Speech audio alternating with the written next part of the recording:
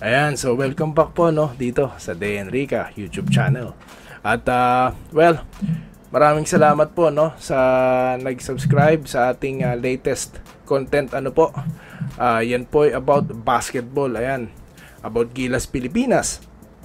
At kaya po tayo ngayon nagpapatuloy for this sports content. Ayun. So ang ating pong topic ngayon ay about dito po sa Gilas Pilipinas, no? Sumunod po kay Kit Jimenez at ito pong si pagbabalik po ng ating Pinoy Sakuragi na si John Mark Pingris. Ayan. So, yun nga po sa unang topic, yun nga po yung napag-uusapan na po no dahil mamaya na ang bakbakang Gilas Pilipinas kontra Jordan. Ayan. Well, ito nga po ang sinasabi na malaking challenge para po sa ating Gilas Pilipinas dahil nga po sa lineup ng Jordan, no? And at the same time, yung pag-include po dito sa kanilang naturalized player at NBA veteran na si Rondae Hollis Jefferson.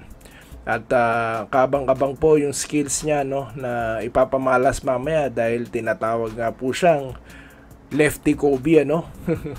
At yung kanyang passing skills at ang kanyang kakayahang umiscore sa kinakailangang mga pagkakataon, po.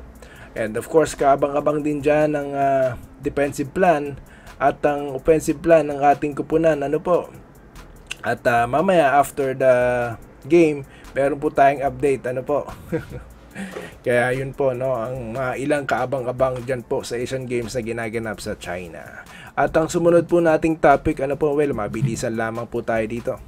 Ay ito pong pagpirma, no, ni Kit Jimenez sa San Miguel Beermen. At yan nga po finally after po ng ilang mga may mga usapan po kasi after the drop Number 1 po diyan is yung bakit daw po tumagal lang ganon bago po na draft ito pong si Kit Jimenez. I mean, nakailang draftees pa po bago siya.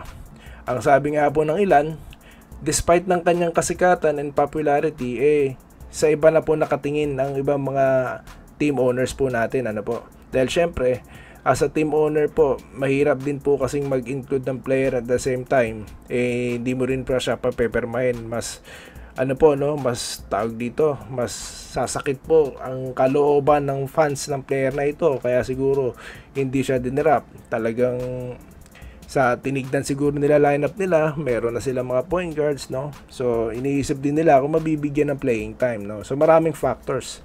At good thing naman po at siya po yung nakuha ng hindi basta-bastang kupunan. Siya po yung nakakuha ng SMB, po. At di lang yan, makaka-teammate niya pa ang kanyang idol na si Terence Romeo. Kaya po talagang sa talagang sa San Miguel at sa kay Kit, no, jackpot sila sa isa't isa.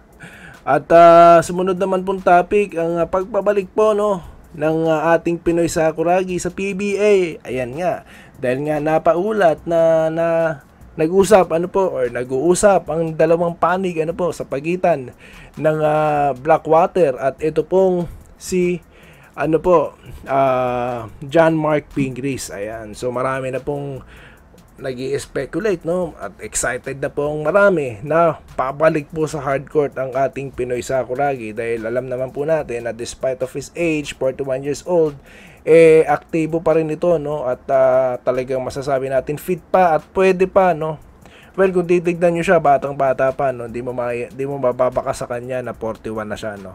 At nakikita naman natin siya sa PBA Moto Club, Moto vlog ba yun? So, yun nga po. Minsan po kasi napapanood din po talaga natin, po. At naiisip ko nga, habang napapanood ko siya, pwede pa to bata pa, ganun. Actually, may mga PBA players po talaga na pwede pa na maglaro, no. Kasi alam niyo naman, kahit na nasa 40s na, minsan yung galawan po at kondisyon ng katawan, pwede pa rin, po. Yun nga lang po, sa mga nag-hope na makita siya sa hardcourt as a player, hindi po pala yun ang napag-usapan doon, kundi as assistant coach. Lalo na po, may mga na-drop silang big man, katulad nga po ni David, no? So, having Pingris on their lineup, mas maganda pong, tawag dito, mas maganda na may mentor na katulad niya, para pumahubog, rookie pa lang talagang mahubog na ng isang Pinoy Sakuragi, ano. At well, di pa naman po to sigurado, no. Wala pa naman pong napaulat na talagang nakapirma na siya ng kontrata as coach. Pero good thing po na makabalik sa liga ang isa sa talagang isa sa mga kinilala talaga, no, na solid players ng ating liga. Well, noon po, no, habang pinapanood ko ito pong si John Mark Pingris, no, sa PBL days niya, no. PBL, yan po yung dating